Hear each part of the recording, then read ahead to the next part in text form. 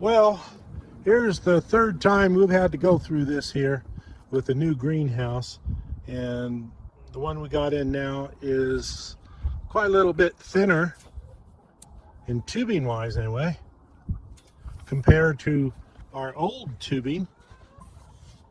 You can actually fit this tubing inside of this tubing, but it's all tightened up.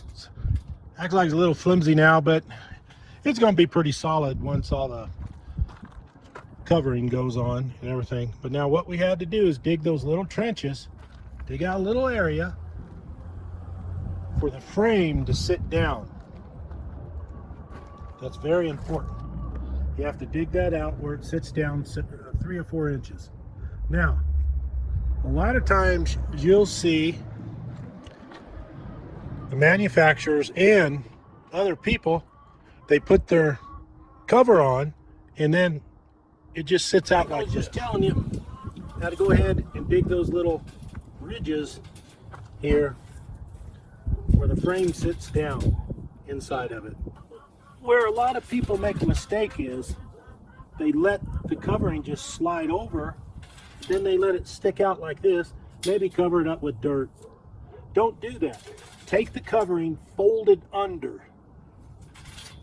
all around, and then pull it up tight, and you shouldn't have any problem once you secure this frame down to the ground. So that's what we got to do. Third time because of the wind in Colorado. I don't see how anyone has anything like this without having to replace it after 1 or 2 seasons, 3 seasons.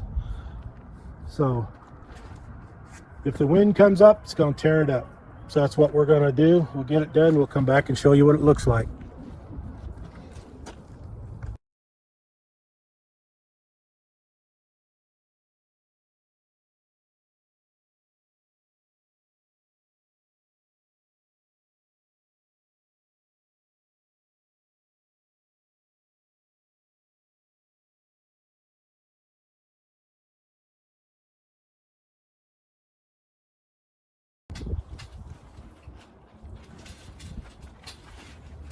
Yeah, not like the other one. The other one seemed to be. Yeah, the other one we had a lot. I got it. You got it? Whoa, you could feel that heat in here, huh? All right. Really quick. Yeah.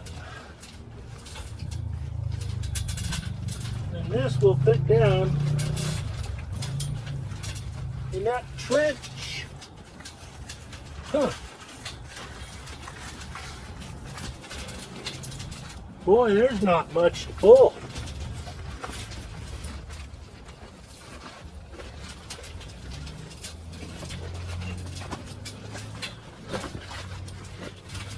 I think once you put the noodles up on top and tighten it Yeah. up, you might get a little bit more lead. Yes, ma'am.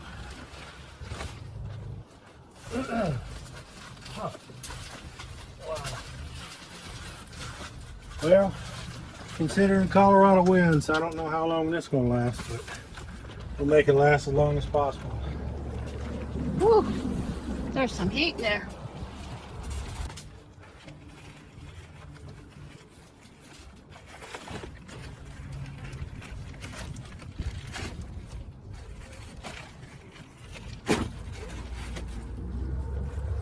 Well, everything's lining up. Still wish that this was a little bit loose, though. Man, the zipper's got a way of popping.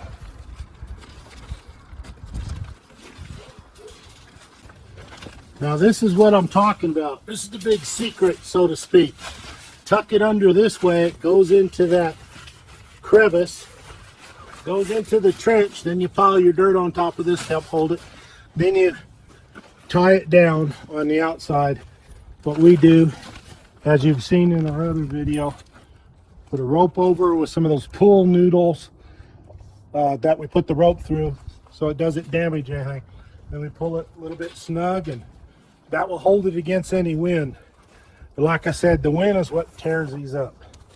Of course, the sun's rays doesn't help things, but We need something that's got a little bit more play up in here. Because sooner or later the wind gets a blowing and pop. That looks pretty good actually. No, I like the snap things instead of ties now.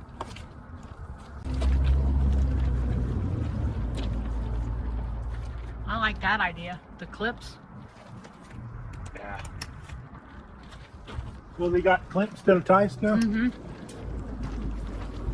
Yay! Well, I'd like to know any place in the country that you can get one of these and never have to replace it because of the weather. I don't think those places exist, not anymore.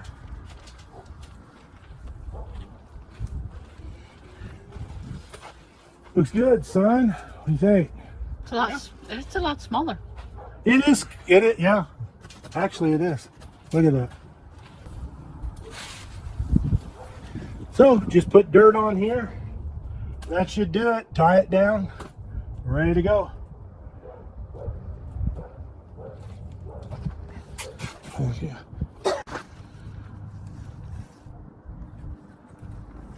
Okay, as you can see, everything's covered up around the edges with dirt. I even reinforced the corners on the outside with some tape because the stitching would come up in here. And I just wanted to make sure that just in case something got loose, it wouldn't start tearing. And I used that actual rubber tape that they use to hang on to your roof and all kinds of other things to repair. Now I just need to cover that up more with the shovel, but you can see it's all covered up, even on the outside. Now here, I'll come in here and fill this in right here. See that, how it's covered up? And right here. And there you go. And then go ahead and stake it down. I'll do that in the next second or two. Okay, totally done and finished. Everything's sealed up. We have our hold down ropes, straps, whatever you want to call them. And we have our noodles on there to help protect the fabric here that's on the greenhouse. I would like to have gotten a green color, but they didn't have them. Very limited stock. I didn't like pink, obviously, or black's going to cause too much heat in that area because it's going to get hot enough with the sun shining. So blue was there. Only $1.25 a piece, I guess, at the so-called dollar store. And here you go. Higher windows, a little bit smaller than our last one we got as far as height goes, but it's still 15 feet long. 15 7 by 7. It's all sealed up. We are done with this. Everything seems to be working. Different strapping system up here instead of ties. They actually have buckles, just like it's on a backpack, except obviously these here are the cheaper ones, but they work. They work for this. So thanks a lot for watching. And that's your secrets. You just got to bury things, strengthen them, think about the stress points. And there you go. Or just dish out about $5,000, $6,000 or more for a totally glass and wood greenhouse. We'll see how that happens. There you go. See you later.